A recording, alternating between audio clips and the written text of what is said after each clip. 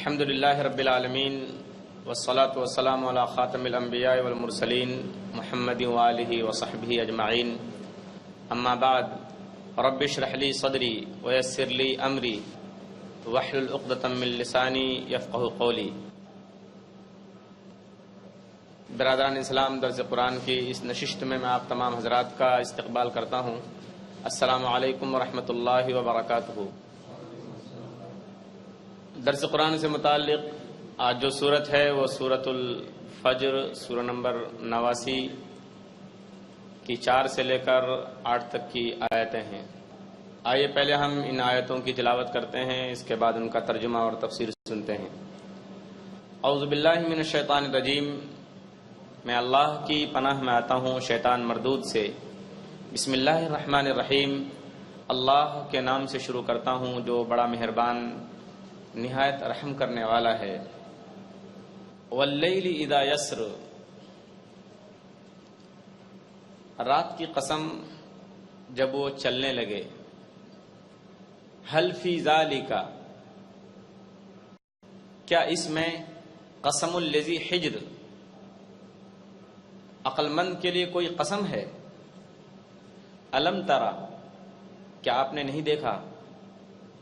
کیف فعل ربک بعاد، کیا آپ کے رب نے عاد کے لوگوں کے ساتھ کیا کیا؟ ارم ذات العماد، ستونوں والے ارم کے ساتھ۔ التی لم یخلق مثلها، جس جیسی کوئی قوم نہیں پیدا کی گئی، فی البلاد، ملکوں کے اندر۔ یہ جو آیتیں تلاوت کی گئی ہیں، ان آیتوں سے پہلے ہم ان پچھلی آیتوں کی طرف بھی ہمارا دھیان رہے جو اس سے پہلے گزر چکی ہیں، جن میں اللہ تبارک و تعالیٰ نے کئی چیزوں کی قسمیں کھائی ہیں۔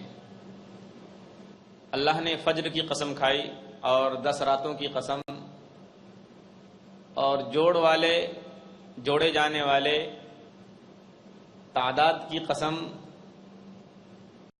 اور بے جوڑ چیزوں کی قسم۔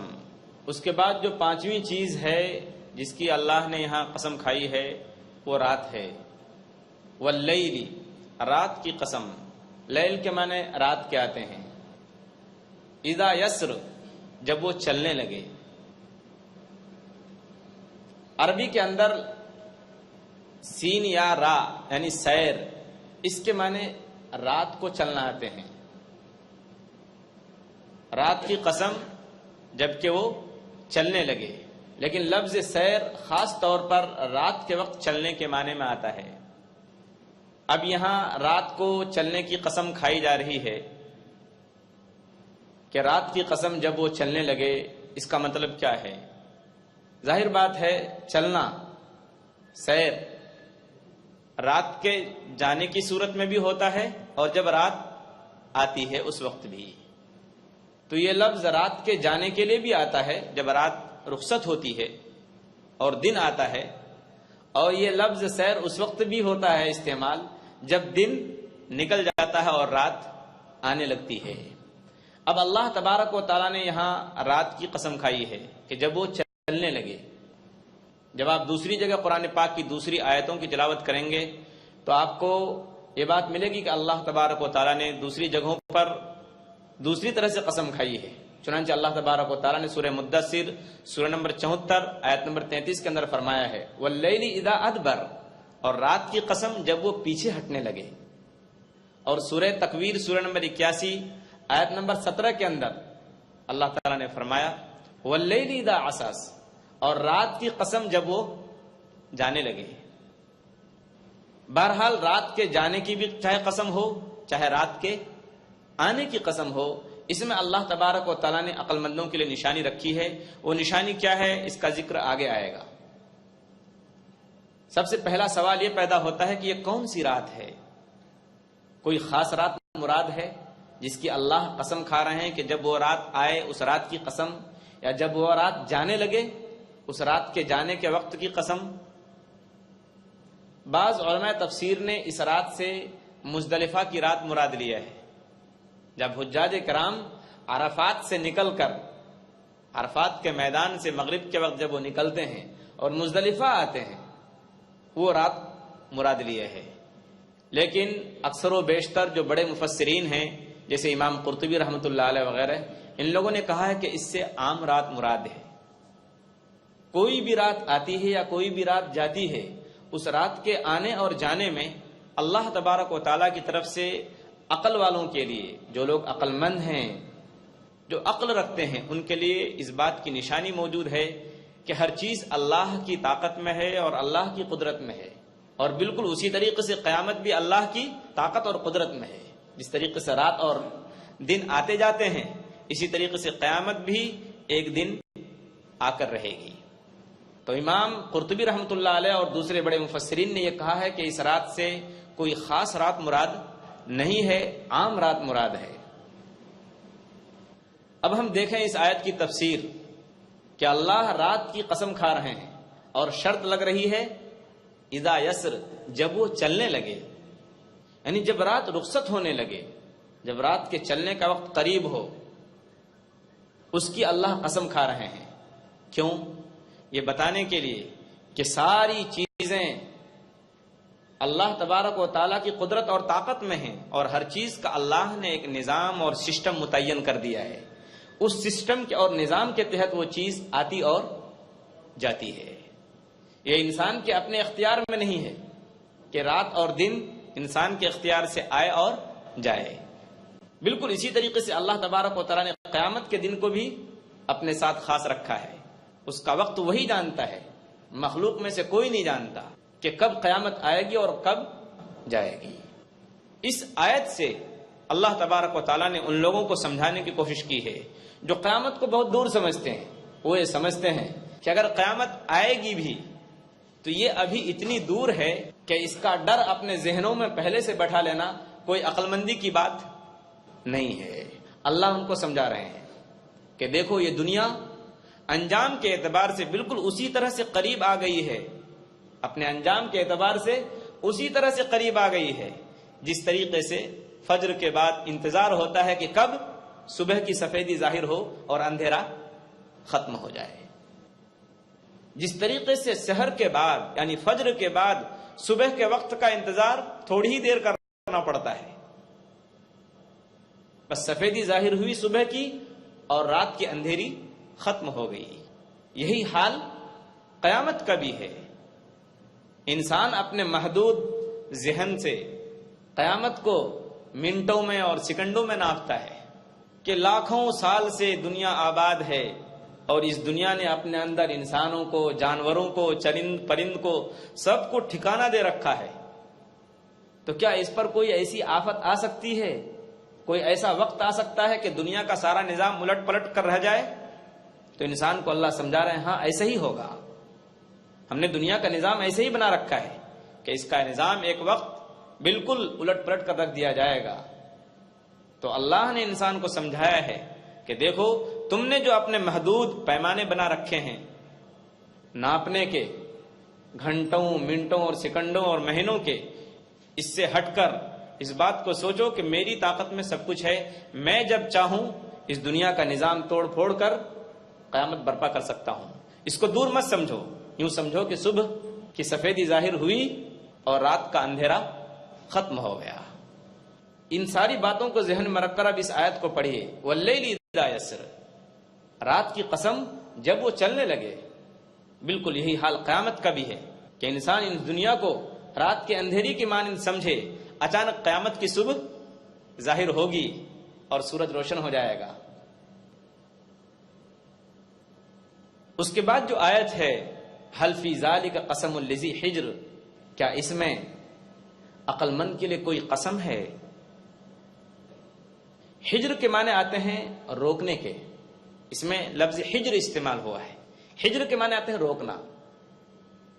کیونکہ انسان کی عقل انسان کو بری چیزوں سے، خراب چیزوں سے روکتی ہے، اس لیے اس کو عقل کے معنی میں استعمال کیا گیا لفظ حجر کو. کہ کیا اس میں عقل مند کے لیے کوئی قسم ہے؟ لفظ حجر کو یہاں قسم کے معنی میں استعمال کیا گیا. اس کا مطلب کیا ہے اس آیت کا؟ اس آیت کا مطلب یہ ہے انسان کو ہوشیار کرنا ہے، انسان کو غفلت سے بیدار کرنا ہے۔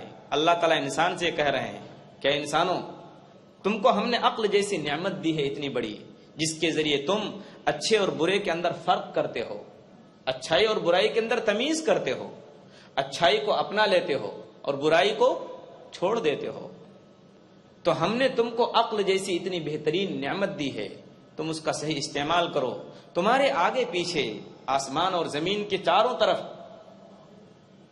جو نشانیاں میری طرف سے پھیلی ہوئی ہیں، جو میری قدرت کی گواہی دے رہی ہیں، جو اس بات کی گواہی دے رہی ہیں کہ میں قیامت برپا کروں گا اور میں ہی تمام چیزوں کا خالق اور مالک ہوں، میں پیدا کرنے والا ہوں، تم کو تمہارے لائق جو بات ہے اور تمہارے مناسب جو بات ہے تمہاری عقل کے اور سمجھ کے، وہ یہ ہے کہ تم ان تمام نشانیوں سے عبرت حاصل کرو، میرے فرما بردار بندے بن کر رہو، نافرمانی مت کرو، ان ساری نشانیوں سے عبرت حاصل کرو، کوئی سبق حاصل کرو۔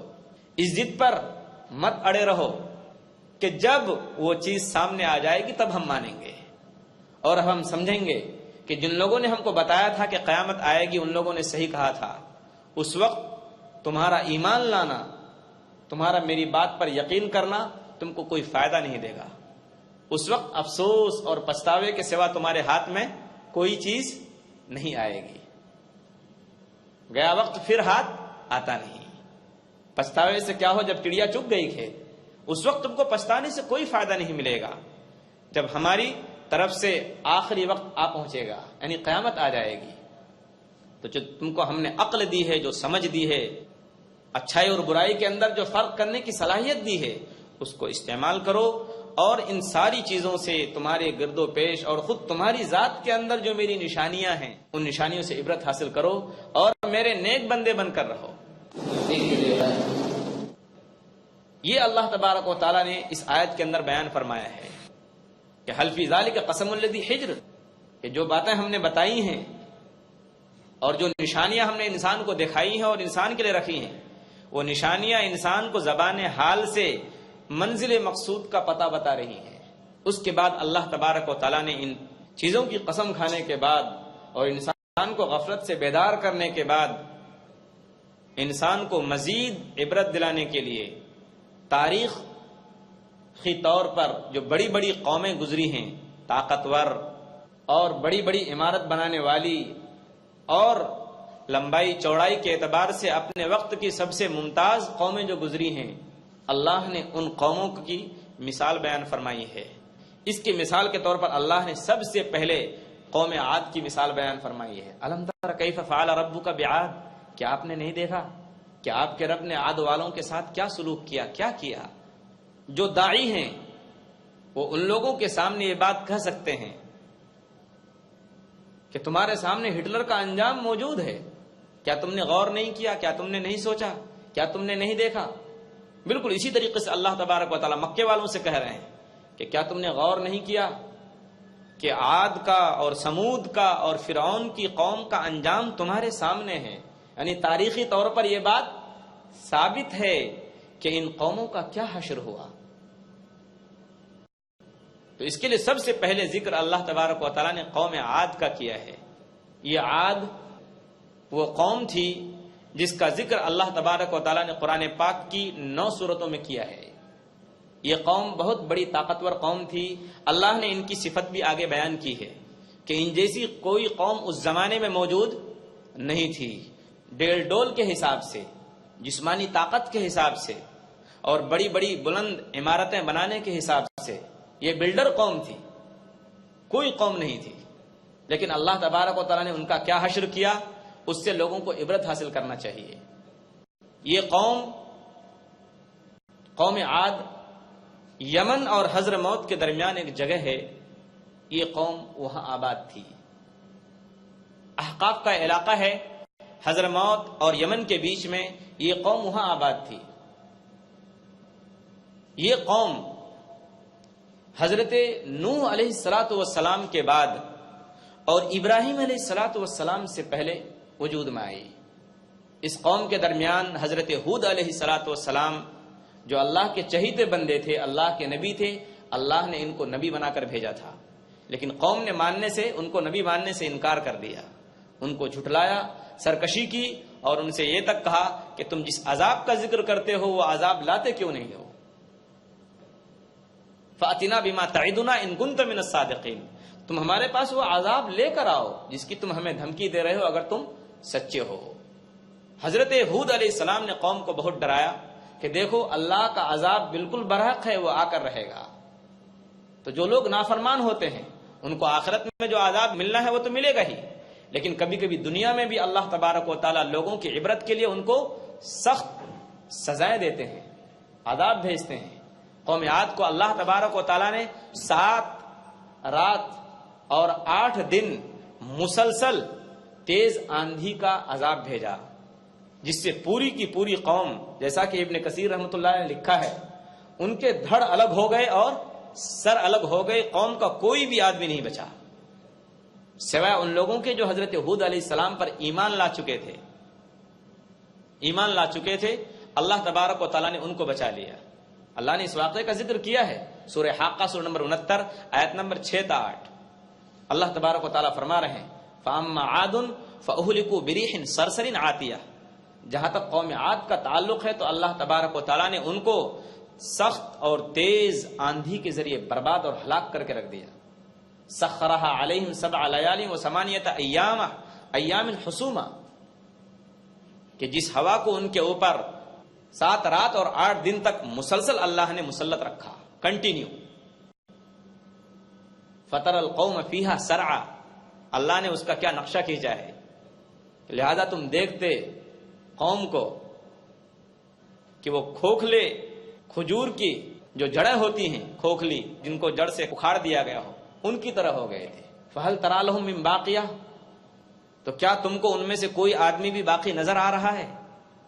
یہ بات اللہ نے قرآن پاک میں بیان فرمائی ہے۔ یہ عذاب ان کو کیوں جھیلنا پڑا؟ یہ دن انہیں اس لیے دیکھنا پڑا کہ ان لوگوں نے اپنے وقت کے نبی کو جھٹلایا۔ اللہ تبارک و تعالیٰ مکے والوں کو ڈرا رہے ہیں کہ مکے والوں، اگر تم نے محمد صلی اللہ علیہ وسلم کو جھٹلایا، قرآن پاک کو جھٹلایا، تو دیکھو تم بھی قوم عاد، قوم سمود اور قوم فرعون کے انجام سے خبردار رہو، تم کو بھی اس کا مزہ چکھنا پڑے گا۔ تو اللہ تبارک و تعالیٰ نے جو یہ قوم بھیجا، قوم عاد بڑی طاقتور، بڑی زبردست قوم تھی، جس کا ذکر آگے خود کر رہے ہیں اللہ تعالیٰ۔ ارم ذات العماد، کیا آپ نے دیکھا کہ آپ کے رب نے عاد کے لوگوں کے ساتھ کیا کیا؟ یہ عاد کے لوگ کون تھے؟ ارم ذات العماد، ستونوں والے ارم کے ساتھ۔ یہ لفظ ارم، یہ جو ارم ہے، یہ قوم عاد کے دادا کا نام ہے۔ یہ قوم، جیسا کہ میں نے ذکر کیا، حضرت نوح علیہ السلام کے بعد اور حضرت ابراہیم علیہ السلام سے پہلے تھی، جس کی طرف حضرت ہود علیہ السلام کو نبی بنا کر بھیجا گیا۔ تقریباً حضرت عیسیٰ علیہ السلام سے 3000 سال پہلے یہ قوم وجود میں آئی۔ پوری کی پوری قوم کو اللہ تبارک و تعالیٰ نے ہلاک و برباد کر کے رکھ دیا، صرف اس وجہ سے، اس جرم میں کہ ان لوگوں نے اپنے وقت کے نبی کو جھٹلایا اور ان پر ایمان نہیں لائی۔ یہ کیسی قوم تھی؟ جیسا کہ خود اس لفظ سے واضح ہو رہا ہے، ارم ذات العماد، ستونوں والے ارم کے ساتھ۔ اس کا 2 مطلب علماء کرام نے لیا ہے، ستونوں والے یعنی پلرز والے ارم کے ساتھ۔ پلرز کا مطلب کیا ہے؟ 2 مطلب علماء کرام نے لیا ہے اور دونوں صحیح ہے اپنی جگہ۔ ایک مطلب تو یہ ہے کہ یہ قوم بڑی بڑی عمارتیں صرف پلر کے اوپر کھڑی کر دیا کرتی تھی۔ بقول مولانا مودودی رحمۃ اللہ علیہ کہ بڑے بڑے ستونوں پر عمارت کھڑی کرنے والی اور بلند بلند عمارتیں کھڑی کرنے والی اور بلڈنگ بنانے والی سب سے پہلی قوم دنیا میں قوم عاد تھی۔ قوم عاد نے سب سے پہلے بڑی بڑی عمارتیں کھڑی کی اور اس فن کو انہوں نے، اس آرٹ کو آگے بڑھایا، قوم عاد۔ اور اس کا ذکر اللہ تبارک و تعالیٰ نے قرآن پاک میں بھی فرمایا ہے۔ سورہ شعراء سورہ نمبر 26 میں اللہ تبارک و تعالیٰ نے فرمایا 128 سے 129 کی آیت میں کہ حضرت ہود علیہ السلام نے انہیں نصیحت کی کہ اے لوگو، کہ تم بڑی بڑی اونچی جگہوں پر عمارتیں کھڑی کرتے ہو، وَتَتَّخِذُونَ مَصَانِعَ لَعَلَّكُمْ تَخْلُدُونَ أَتَبْنُونَ بِكُلِّ رِيعٍ آيَةٍ تَعْبَثُونَ وَتَتَّخِذُونَ مَصَانِعَ لَعَلَّكُمْ تَخْلُدُونَ۔ کہ تم لوگ اونچے اونچے ٹیلوں پر بڑی بڑی بلند عمارتیں یادگار کے طور پر کھڑی کرتے ہو، ایسا لگتا ہے تمہارے اس رویے سے کہ تمہیں یہاں ہمیشہ یہاں رہنا ہے۔ تو بڑی بڑی عمارت بنانے والی اور بڑی بڑی بلڈنگیں بنانے والی قوم تھی، تو عماد سے مراد یہ ہے۔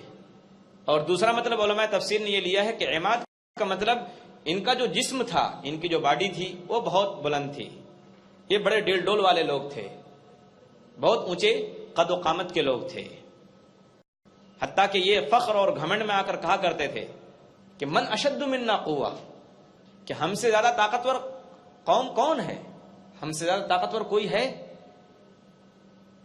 التی لم یخلق مثلها فی البلاد، جیسی کوئی قوم ملکوں میں پیدا نہیں کی گئی، یعنی اس زمانے میں کوئی قوم ان کی ٹکر کی طاقت میں، شان و شوکت میں تھی ہی نہیں۔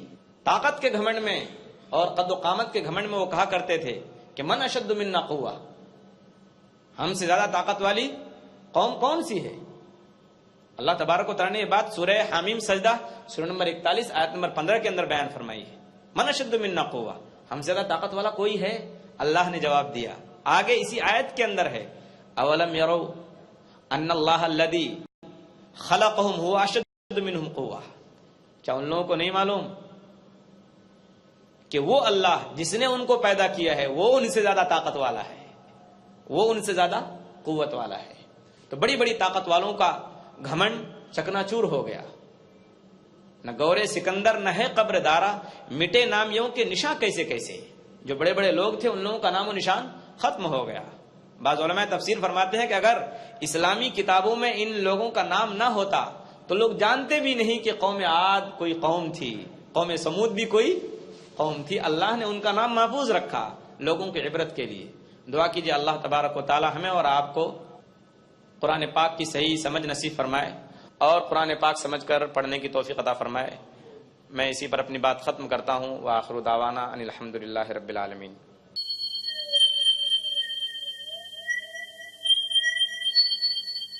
اللہ غفور، اللہ رحیم، اللہ يحب المحسنین، وخالق